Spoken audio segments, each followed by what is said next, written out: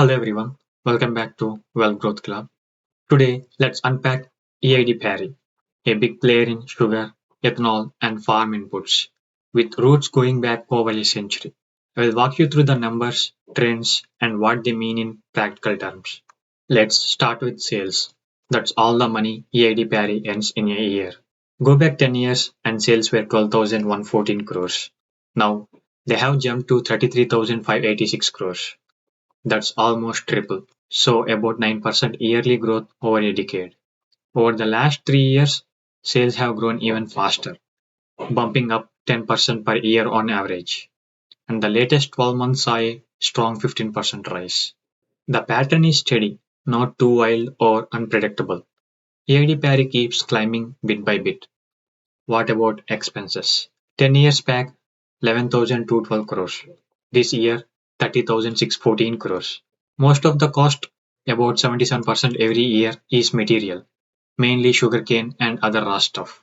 Employee costs stay lean, only 3 to 4% of expenses, while other costs are around 8 to 12%.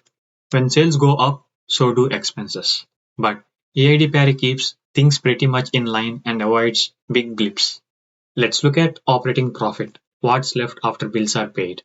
It's grown from 902 crores a decade ago to 2,971 crores now. The operating margin is just under 9%, meaning for every 100 rupees the company makes, it keeps about 9 rupees after expenses.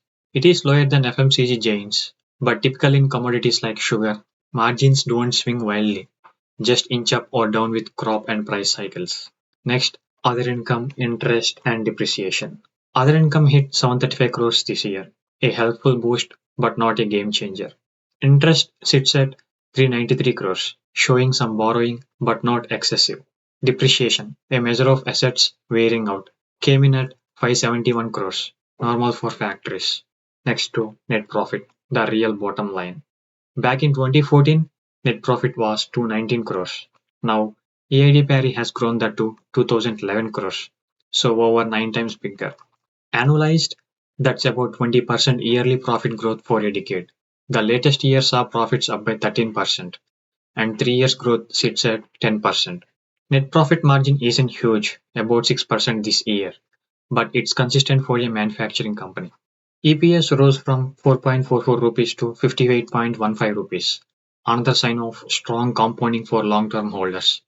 Dividend payout floats between 8 to 89% over the years, giving investors a little extra, though the latest yield is a modest 0.36%. Return on equity was 10% last year and has typically shifted between 10 to 14%. Now compare EID Parry with their peers. EID Parry's net profit this quarter 464 crores and ROCE are top tier for this sector. The PE ratio 22.3 is not expensive for FMCG and agri, and debts are well under control, debt to equity of 0.34. So overall, EID Parry is all about steady cyclical growth. When sugar seasons and prices are strong, profits surge. In weak crop years, things slow down, but the company's scale helps absorb shocks. If you want a mid-risk, rural-focused business with good long-term compounding and you are okay with some seasonality, EID Parry is a solid candidate. If this walkthrough helps, subscribe for more easy guides. Let me know the next company you would like a story on right here at Wealth Growth Club.